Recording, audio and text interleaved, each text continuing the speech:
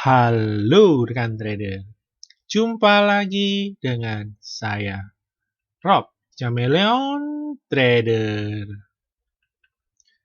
Terima kasih Anda sudah berkunjung, dan bila Anda belum subscribe channel ini, silakan pencet tombol subscribe dan aktifkan loncengnya. Dukung channel ini agar bisa berkembang untuk terus bisa memberikan informasi seputar dunia pasar modal Indonesia. Ya, pada video kali ini kita akan membahas 5 saham ya. Yang pertama ada 3 saham dari sektor konsumer ya. Dan juga ada 2 saham yang bergerakannya paling fenomenal ya di bulan Oktober ini. Kita akan coba update ya pergerakannya ya setelah di video-video sebelumnya sempat terbahas ya. Oke, yang pertama kita akan mulai masuk ya. Kita akan membahas saham-saham di sektor konsumer ya. Yang dimana saya membahas 3 saham yang pergerakannya pada bulan Oktober ini di mana IHSG berada di dekat resisten ya. Nah, kemudian 3 saham ini malah turun ya, turun dan mulai koreksinya ya. Nah, kita akan tunggu akankah bagaimana prospek ke depan dari 3 saham ini ya. Kita akan melihat chartnya ya. Nah, yang pertama kita akan melihat HM Sampurna ya atau HMSP ya. HMSP dapat kita lihat chartnya ya. Dapat kita lihat dari bulan Agustus ini ya, chartnya dia mengalami penurunan ya. Atau kita dapat bilang berada di dalam downtrend ya yang cukup berat ya. Ini dapat kita lihat di sini. Nah, pada 3 hari ini dia turun ya, atau lebih kemarin ya, penurunan HMSP diiringi dengan volume yang penurunan yang cukup besar ya. Nah, dan pada hari ini tekanan agak mereda ya dan terlihat tertahan di support ya di 1400 ya. Nah, dapat kita lihat di sini volumenya sangat besar dan dapat juga kita lihat di MACD-nya tekanan jual terus bertubi-tubi menekan pergerakan dari HMSP ya. Nah, akan kemana kan nih HMSP ya setelah pergerakannya ya, setelah gagal menembus uptrend ya. Nah, besok kita akan kembali lagi bagi skenario pertama yaitu HMSP jebol ya dari 1400 ya. Maka otomatis HMSP akan lanjut turun ya. Nah, di sini ada gap ya, ada gap di 1320 ya. Jadi nanti area support berikutnya yaitu di area 1300 sampai 1320 yang merupakan ada gap ya di sini. Ini di sini ada gap. Dan juga nanti dia akan coba mantul di garis downtrend ini ya. Itu bila HMSP menjebol ya, support 1400-nya. Namun apabila HMSP berhasil bertahan ya, walaupun nanti ada low di bawah 1400, overshoot itu masih cukup wajar. Namun apabila biasa berhasil close ya, mempertahankan close di atas 1400, maka ada potensi HMSP akan rebound ya. Nah, akan rebound menuju ke uptrend channelnya kembali ya.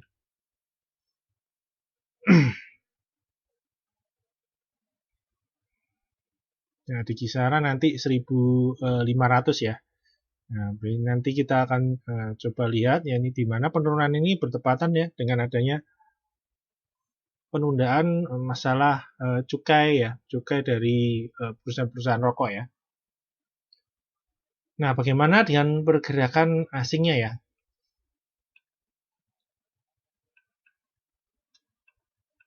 Nah, asing di HMSP dapat kita lihat 2 hari terakhir malah posisi net buy ya, walaupun HMSP anjlok ya. Nah, akankah pembelian asing ini dapat menahan ya laju penurunan dari penurunan HMSP. Nah, kita akan tunggu besok ya. Hari ini bisa bertahan, nah kita akan tunggu besok bagaimana pergerakan berikutnya ya dari HMSP ya.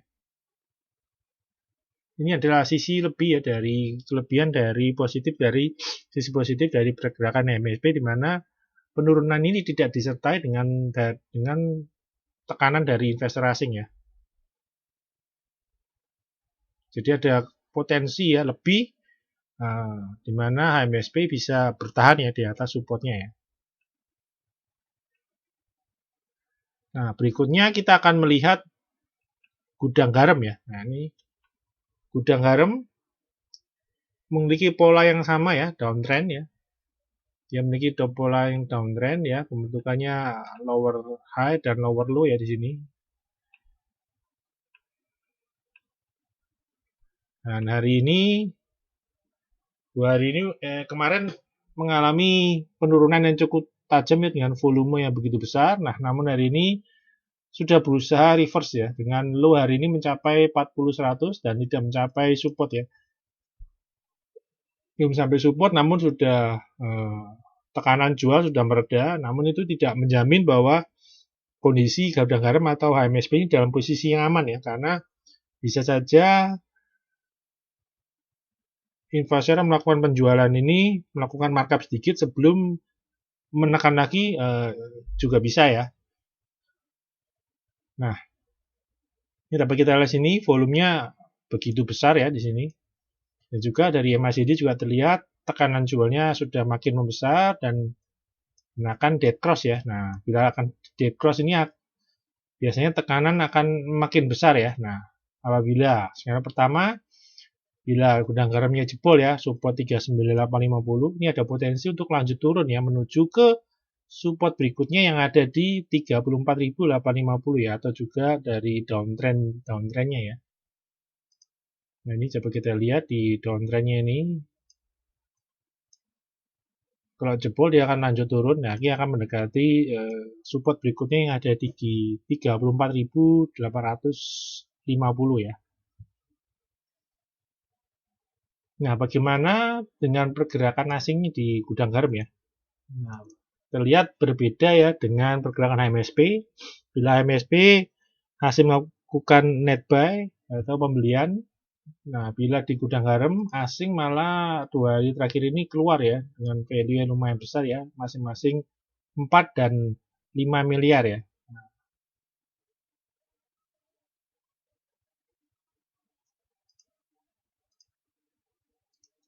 Nah, kita akan kembali ke pergerakan ya apabila rebound ini berlanjut ya. Nah, apabila rebound ini berlanjut ya, paling bagus ya akan confirm rebound ya. Confirm reboundnya nanti apabila gudang garam bisa naik ya, naik kembali ke atas 41.675 ya.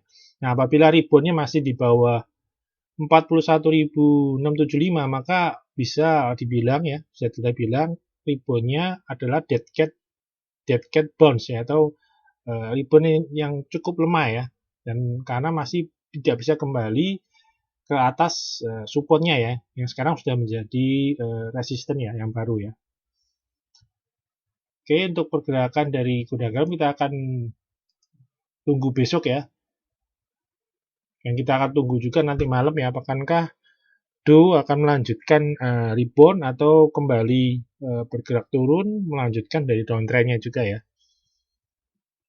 Oke, berikutnya ya, kita berpindah ke saham Indofood CBP Sukses Makmur atau ICBP ya. Nah, ICBP ini terlihat pergerakannya agak berbeda ya dengan IHSG, tidak secara IHSG dan juga tidak secara dengan saham rokok yang tadi kita bahas ya. Di mana Oktober ini terlihat ICBP tidak sempat bergerak naik, malah bergerak turun terus ya. Jadi manuver pergerakan ICBP hanya terjadi saat pengumuman dan setelah pengumuman PSBB Jakarta ya di tanggal September tanggal 10-an ya. Jadi pergerakannya hanya di sini ya. Nah, pergerakannya yang cukup ramai di sini. Nah, setelahnya dari pertengahan September sampai sekarang terlihat trennya cenderung downtrend ya. Coba kita lihat downtrend ya. Nah, kemarin pertengahan dia menembus support 10.000 ya. Dan kemudian sekarang berlanjut turun. Nah, ini akan menguji support berikutnya yang ada di 9.600 ya. Nah, besoknya penentuan akankah dia berhasil rebound atau lanjut turun ya. Nah, lanjut turunnya kemana? Ya, ini lanjut turunnya untuk IJBP ya. Potensinya yaitu menuju ke support berikutnya yang ada di 9.000 ya. Nah, ini 9.000 ini cukup kuat juga ya, di 9.000. Nah, ini merupakan support kuat berikutnya ya. Nah, setelah kemarin 10.000 mencoba bertahan, namun akhirnya jebol juga ya. Nah, ini akan ada potensi di support pertengahannya di 96 ya. Kemudian kalau masih nggak kuat menahan koreksi, ini akan ke 9.000 ke support yang lebih kuat ya. Ini cukup kuat ya. Ini pencobaan keempat ya. Nah, untuk volumenya sendiri dapat kita lihat. Nah, penurunan ini disertai volume ya. Kita peningkatan volume cukup lumayan ya. Nah, hati-hati apabila nanti jebol ya. Nih harus bersiap ya. Untuk rekan-rekan yang melakukan spekulatif buy di area support sini harus mempersiapkan strategi untuk bagaimana bila nanti penurunan ini ternyata tidak rebound dan malah lanjut ya. Nah, dari indikator MACD dapat kita lihat tekanan jual terus bertubi-tubi menekan IJBP ya, dapat kita lihat. Jadi tekanan jualnya masih dominan ya, dominan sekali ya. Ini terjadi setelah harga terlihat benar sudah selesai menaikkan ya, dan selesai mendistribusikannya sepertinya ya di range 10.000 sampai 10.600 ini terlihat fase distribusinya selesai dan sekarang masuk di fase markdown ya, di mana harga akan turun, di mana bandar akan cenderung menurunkan harganya, dan ini juga sangat jelas terlihat ya, di mana candle-candlenya lebih banyak candle turun ya. Dan juga bila kita lihat tren jangka menengahnya pun juga sudah berakhir ya, dan ini sudah masuk breakdown semua ya. Nah, bagaimana dengan pergerakan asingnya ya untuk IJBP ya. Nah, IJBP dapat kita lihat dari Agustus ya. Ini dari Agustus asing terus melakukan penjualan ya. Di sini menjual, dan Oktober ini malah lebih besar ya volumenya ya, terutama di terakhir-terakhir ini ketika dia menembus support tersebut, support 10.000, ini makin tekanannya makin besar dan ini akan menguji support 96 ya. Hati-hati nanti ketika support 9.600 diserang atau diguyur ya dengan volume besar, akan kemungkinan besar malah akan jebol ya.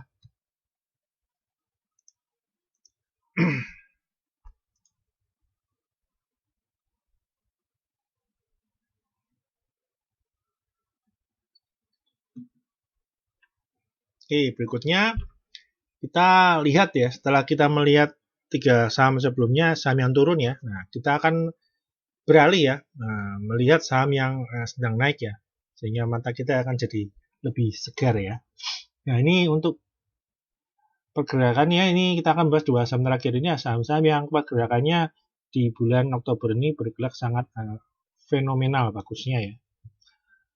Coba kita lihat ya, itu Antam ya, dimulai dari pergerakan menembus resist 740 dan ini berakhir dengan mencapai high di 1120 ya. Jadi gerakannya gainnya yang didapat sangat tebal ya. Nah, dapat kita lihat juga volumenya ya. Nah, ini kenaikannya sangat bagus karena disertai dengan ledakan volumenya sangat luar biasa ya. Sehingga dapat kita lihat dorongan naiknya ya, akumulasi beli yang terjadi sangat besar ya. Nah, ini dapat kita lihat di sini ya. Nah, bagaimana prospeknya ya? Nah, ini untuk jelas ya, bila rekan-rekan yang sudah mengambil saham Antam ya, terutama di kisaran sini ya, di kisaran ke 700 sampai 800, tentu masih direkomendasikan untuk tetap hold ya, untuk hold saham Antam ya, dengan memasang trailing stop ya di 1025 ya. Nah, ini untuk rekan-rekan yang entry-nya ya, kalau di kisaran masih di 900 sampai 1000 sini, terlihat masih cukup oke ya untuk dia akan hold ya, karena terlihat dorongan belinya masih cukup besar yang besok kita akan cermati lagi saat dia menguji resisten 1175 ya. Akankah berhasil tembus dengan mulus atau terjadi candle reversal ya, atau candle reversal rejection dari candlenya ya. Nah, kita akan cermati apabila ternyata di reject ya, ada rejection, maka perlu dicermati lagi untuk mengganti strateginya ya, dan mulai melakukan take profit secara bertahap ya. Nah, untuk rekan-rekan yang ketinggalan dan malah baru ngikut di atas harga 1000 ya, 1000-an, ini harus dicermati karena kenaikannya ini sudah tinggi ya, jadi sangat rawan akan penurunan dan biasanya kalau penurunan seperti ini akan sangat tiba-tiba dan cepat ya biasanya ya. Jadi harus hati-hati. Saham ini bagus, namun bila harga pembeliannya salah ya, salah posisi atau terlalu tinggi, itu akan menjadikan saham ini menjadi jelek ya. Nah, di mana pergerakan Antam ini ya dimulai dengan diwarnai banyak sekali berita-berita yang bagus ya, dimulai dari pembentukan Indonesia Battery ya, yang memproduksi baterai mobil listrik ya, sehingga membawa sentimen yang cukup bagus ya untuk saham-saham yang memproduksi nikel ya, terutama Antam dan Inco ya. Nah, hari ini juga muncul lagi ya, dimana kalau saham ini sedang lagi naik-naiknya seperti ini, berita akan positif yang akan selalu muncul ya. Nah, hari ini ditambah lagi dengan berita positif di mana kinerja penjualan emas ya di kuartal 3 ini sangat positif atau bagus sekali. Nah, namun di saham itu berlaku di mana ketika good news banyak sekali muncul, maka posisi kita harus melakukan posisi sell ya. Dan juga sebaliknya ketika bad news dan harga turun terus dan kita harus melakukan pembelian buy ya. Nah, ini harus dicermati, tidak boleh di dalam posisi yang terbalik ya. Ketika seperti ini malah baru membeli di harga atas dan kemudian malah berharap untuk menahannya ya. Dan atau bahkan ada yang sampai akan menutup aplikasi tradingnya dan tidak akan melihat karena ingin invest. Namun investnya beli di harga 1000 atau di atas ya, di atas kira atau beli di pucuk seperti ini dan bergaining nasib itu adalah kurang bijak ya. Oke. Berikutnya kita akan lihat pergerakan asing ya di Antam ya. Nah, asing di Antam terlihat juga tidak terlalu dominan ya. Terlalu dominan beli, malah mulai berjualan ya. Karena memang harganya naik tinggi ya. Ternyata asing pun sedang di bulan ini seiring kenaikan ini ya. Dan memang yang menaikkan memang bukan asing ya. Asing malah melakukan penjualan ya, profit taking yang dibeli-beli di bulan sebelumnya ya. Oke.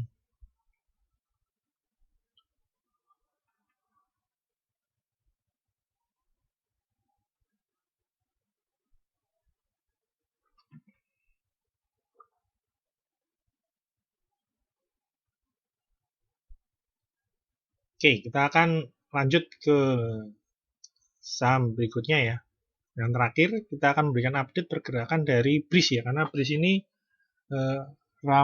lagi ramai sekali ya, dan di mana-mana banyak orang memperhatikan saham BRIS ya.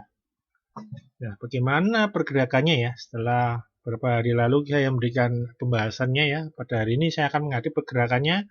Nah, 2 hari ini terlihat naik ya, sempat naik ya kemarin, dan hari ini dapat kita lihat kalau sedang seperti pembahasan sebelumnya, dia sedang turun. Kalau dia bottoming di bawah, dia mulai ada candle-candle yang mengakumulasi ya, ada candle akumulasinya ya.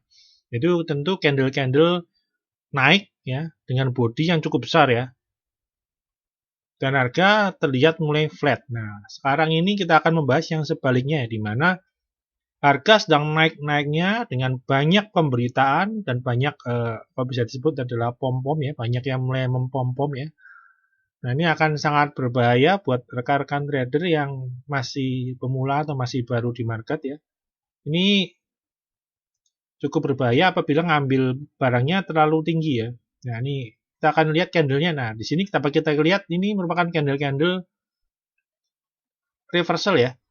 Mulai distribusi jual ya. Nah, jadi ketika dia dinaikkan di sini, ini adalah bandarnya sedang melakukan markup ya, posisinya ya, markup, dan kemudian ini ada potensi untuk saham BRIS akan dibanting ke bawah lagi, penurun ke bawah lagi ya. Nah, ke bawah lagi. Nah, karena hari ini close-nya ya, dapat kita lihat ya, 1395. Jadi, nah di sini ada resist ya, di sini ada resist yang cukup kuat ya, yaitu 1405 ya. Jadi untuk BRIS ini bisa naik ya, atau akan cenderung naik, dia harus berada close di atas 1405 ini ya. Nah, apabila close-nya cuma sehari, besok dibanting ke bawah lagi, habis itu naik lagi, besoknya dibanting lagi ke bawah resisten ini. Jadi istilahnya bisa dibilang adalah false breakout ya. Nah, ini cukup berbahaya ya. False breakout ini cukup berbahaya karena akan banyak sekali memakan korban ya. Untuk rekan-rekan yang merasa tertinggal saham BRIS atau sudah beli di bawah dan jual terlalu cepat, malah berikutnya malah beli di atas malah, itu akan cukup berbahaya ya. Karena dapat jelas ini area di atas 1400 ini sudah dijadikan bandar ya untuk area supply ya. Ini area supply di sini, area supply barang di sini sangat banyak ya. Dan juga cukup wajar ya karena kenaikannya pun sudah tinggi ya. Ini kan di area sini banyak sekali rejection ya. Ini candle pertama rejection ya. Dan ini ada candle kedua rejection lagi ya. Jadi setelah ini area 1400 sampai 1700 ya. Ini menjadi area supply yang sangat kuat. Jadi menurut saya sih untuk candle ini untuk menembus area supply ini akan membutuhkan waktu lagi ya. Membutuhkan waktu, jadi hasilnya BRIS butuh waktu untuk cooling down ya, atau turun dulu dan bergerak sideways sebelum akhirnya bisa menembus area supply ini lagi ya. Jadi ke depan ada potensi ya, apabila besok ini ya tidak bisa balik ke atas 1405 lagi ya close-nya ya, ada potensi dia akan bergerak turun dulu ya. Nah, turunnya kemana? Nah, ini turunnya dia akan menguji ke titik kemarin dia rebound ya, jadi 1220, dan kemudian dia akan menunaikan hutangnya ya, melunasi hutang yang terjadi di sini, hutang gap yang terjadi di sini di 1125 ya. Dan juga dia akan menguji moving average 20-nya dan juga support kuatnya ya di angka psikologis 1000-an ya, di 1000 sampai 1020 mungkin ya. Nah, ini gambaran untuk kedepannya untuk BRIS ya. Ini mulai hati-hati ya. Dan tentu untuk rekan-rekan yang sudah masuk ya, terutama masuknya di bawah 1000 ya, atau di bawah 900 mungkin ya. Ini masih cukup oke untuk dilakukan hold ya. Nah, yang menjadikan bahaya yaitu untuk rekan-rekan yang merasa tertinggal di sini ya. Yang merasa tertinggal dan malah banyak sekali kita lihat masih banyak yang rekan-rekan masuk di kisaran 1400 ya. Ini kalau baru masuk di atas kisaran di sini atau mungkin di sini 1200 ada yang masuk dan belum keluar dan ingin hold lama ya. Ini akan agak riskan ya. Kalau di bawah sini ini masih cukup bagus ya untuk hold karena cadangan profitnya cukup besar ya untuk melewati volatility nanti di sini ya. Nah, ini kalau bila rekan-rekan yang masuk di 1200 sampai 1400 bahkan ya, ini akan cukup riskan ya karena pergerakan nanti di sini akan liar ya di sini. Pergerakannya akan liar sambil bandar akan melakukan distribusi ya atau menghabiskan barangnya ya. Biasanya ketika bandar akan sudah barangnya sudah ditarget untuk dijual sudah habis, dia akan membanting tanpa ampun ya di sini karena kenaikannya tinggi, berarti nanti ketika turun, dia juga dalam turunnya ya. Nah, ini harus diwaspadai untuk rekan-rekan yang masuk di harga atas ya.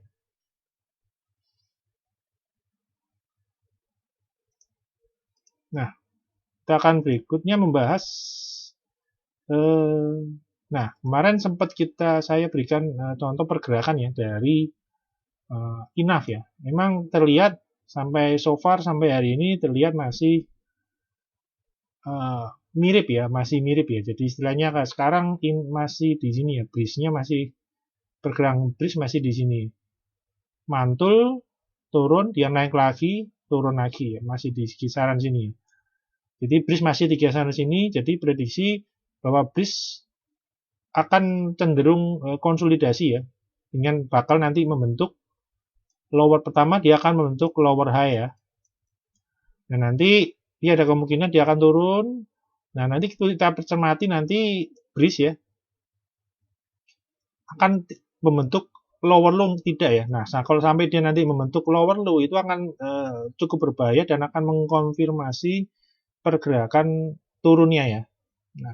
Nah, bila di INAF ini terlihat ya pergerakannya cenderung setelah itu dia bergerak sideways lurus ya, sideways lurus sampai dia nanti menutup gap ya, hampir menutup gap di sini lagi, baru dia nanti akan dimain-mainkan lagi ya.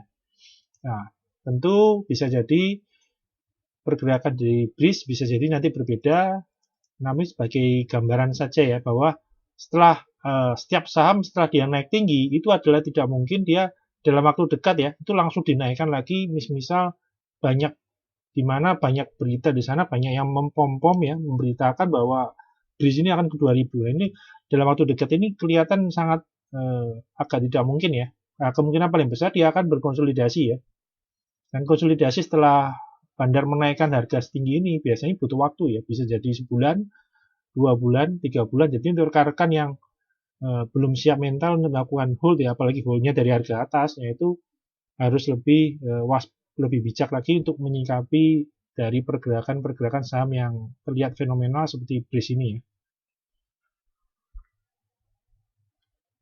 Oke, berikutnya kita akan melihat bagaimana pergerakan indeks IHSG kita ya. Tentu indeks IHSG tidak bisa bergerak seperti itu ya karena berdasarkan market capital yang blue chip yang marketnya besar ya. Oke, kita akan melihat pergerakan IHSG kita ya. Nah, IHSG kembali ditutup flat ya. Setelah awal dia naik, nah sempat naik ya, sampai plus setengah, dan kemudian turun, naik turun, terlihat IHSG dapat kita lihat di sini sudah mengalami suatu fase yang disebut distribusi jual ya. Nah, ini hati-hati nanti apabila nanti bandar sudah habis mendistribusikan barangnya, ini harga pasti pergerakan akan kembali turun ya. Apalagi nanti minggu depan ada long weekend ya, dari tanggal libur tanggal 28 sampai 30 ya. Nah, ini waspada karena long weekend biasa akan terjadi profit taking ya, orang yang mau liburan ya. Nah, kalau dari pergerakan candlenya ya, dapat dilihat di sini polanya yaitu pagi naik ya, siang semakin turun, sore dibanting ya. Jadi hampir mirip dengan kejadian di akhir-akhir September ya, ini ya harus dicermati ya. Candle-candle seperti ini penuh banyak jebakan ya. Udah harganya saham sudah naik tinggi semua dan dikasih jebakan ya, jebakan. Nah, untuk rekan-rekan yang masih baru mulai jangan sampai terpancing dengan jebakan bandar ya, memakan harga barang di harga atas dengan menggunakan full portofolio masuk ya. Sangat berbahaya sekarang karena banyak sekali jebakan ya. Dan dapat kita lihat di sini untuk range-nya ya, masih sama ya. Dia masih sama range-nya ya. Di atas naik, walaupun ini ke atas, potensi peluangnya cukup kecil ya. Nah, ke bawah yang lebih besar ya. Support pertama di 5075 dan ada gap di 5057 itu adalah target penurunan yang pertama ya. Jadi 5057 sampai 5075 dan hari ini dapat kita lihat candle hari ini sudah mulai keluar ya dari uptrend ya. Uptrend di bulan Oktober. Nah, ini harus dicermati ya dan mulai mengetatkan trading stop ya. Oke, untuk pembahasan video kali ini cukup sekian ya. Semoga bermanfaat buat rekan-rekan dalam membantu mengambil keputusan beli atau jual.